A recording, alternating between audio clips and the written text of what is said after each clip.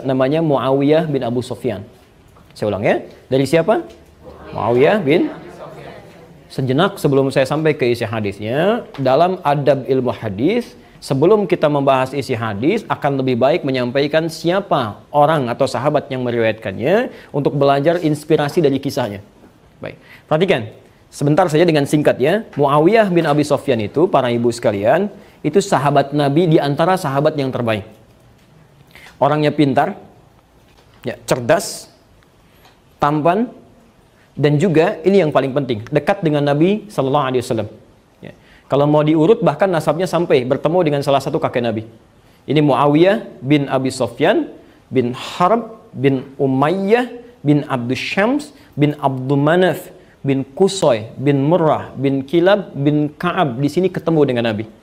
Ya, Nabi SAW Muhammad bin Abdullah bin Abdul Muttalib bin Hashim bin Abdul Manaf, di nasab yang kelima, ya, bin Abdul Manaf. Muhammad bin Abdullah bin Abdul Muttalib bin Hashim bin Abdullah bin Abdul Muttalib bin Hashim bin Abdul Manaf bin Qusay bin Murrah bin Kilab bin Ka'ab bin Ghalib bin Fihr. Kesananya sama. Bin Nadar bin Kinana bin Khuzaimah bin Mudrika bin Ilyas alaihissalam bin Nizar bin Mudar bin Ma'ad bin Adnan bin Adri bin Muqawwam bin Nahur bin Tari bin Ya'rab bin Yasjub bin Nabit bin Ismail alaihissalam bin Ibrahim alaihissalam. Lahir tahun 602, wafat 680 Masehi. Usianya 78 tahun. Usia 78 tahun. Yang mau saya sampaikan, beliau ini pelan-pelan Bu ya, sibuk ya. Satu, sebagai seorang diplomat. Ini diplomat ulung, Bu. Ya, seorang diplomat. Termasuk nanti ketika masuk Islam, dipilih oleh Nabi untuk menjadi pencatat wahyu. Ya, juru tulis Nabi, ya, sekretarisnya Nabi. Jadi begitu ada ayat turun, dibacakan pada Nabi, itu Muawiyah langsung tulis. Ada kadang-kadang di pelepah kurma, kadang-kadang di batu yang bisa dipahat, ditulis oleh beliau. Tulisan ini nanti akan dikumpulkan, dihimpun, disamakan dengan hafalan para sahabat, dan jadi mushaf yang sekarang kita pegang. Jelas ya? Ya, maksud saya begini, ini orang sampai didoakan oleh Nabi, baik, sampai kemudian jadi gubernur, plus jadi presiden di kemudian hari.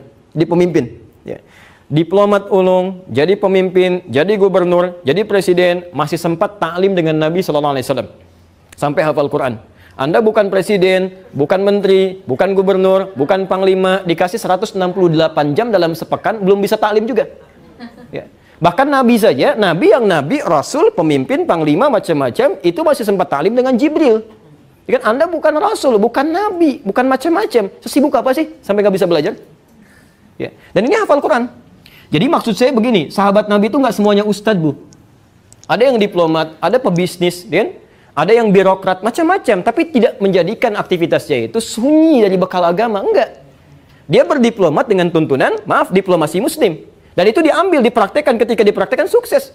Diplomat paling ulung di Nusantara sampai jadi Indonesia itu Kiai Haji Agus Salim. Berapa bahasa yang dikuasai? Lebih dari 14 bahasa. Begitu berangkat pakai apa? Pakai peci, menandakan saya seorang muslim. Pakai sarung. Dan Masya Allah itu diakui dunia, itu paling handal. Siapa beliau? Muslim. Bangga dengan keislamannya, rajin sholat dan sebagainya. Berhasil, diikuti, ini berhasil. Kenapa Anda pebisnis tidak mengambil tuntunan Nabi? Dan lihat orang-orang yang pernah sukses, keluarkan hadisnya. Kan sudah disampaikan oleh para imam hadis tuh. Ya, kitab hadis itu bukan kitab koleksi, bukan. Di dalamnya ada petunjuk-petunjuk tematik untuk kehidupan. Jadi kalau ibu punya kitab hadis, misal kitab tentang bisnis, kitabut tijarah, keluarkan petunjuknya, tunggangi itu hadisnya, praktekkan, ibu akan berhasil. Seperti Abdurrahman bin Auf, 3 bulan asetnya 0,5 triliun dalam 3 bulan. 1 tahun jadi orang paling kaya di Madinah. Ya, ketika diambil, ibu sudah berapa tahun sih jadi ibu? Jadi nenek gitu kan? 15 tahun, puluhan tahun. Pernah nggak mengeluarkan tuntunan? Jadi ibu yang baik sesuai petunjuk Nabi. Suami keluarkan itu. Anak-anak dikeluarkan. Ibu tilawahi sebulan aja. Nggak pernah ada kehidupan rumah tangga kecuali nikmat semuanya. Silahkan cek. Ya. Kami bahas di Cilandak di Horin N itu. Kita bahas tentang istri-istri Nabi. Kenapa Nabi diperkenankan menikah dengan 9 perempuan? Karena ternyata semua 9 perempuan ini mewakili karakter seluruh perempuan di muka bumi. Kalau nggak percaya silakan, Bu. Ibu pasti akan mirip salah satunya tuh. Dalam karakternya ya, bukan sifatnya. Awas. Dari yang paling perhitungan sampai yang paling cemburuan. Ada di situ semua. Ya. Sebelum menikah dengan Nabi, tapi setelah menikah dengan Nabi, Allahu Akbar.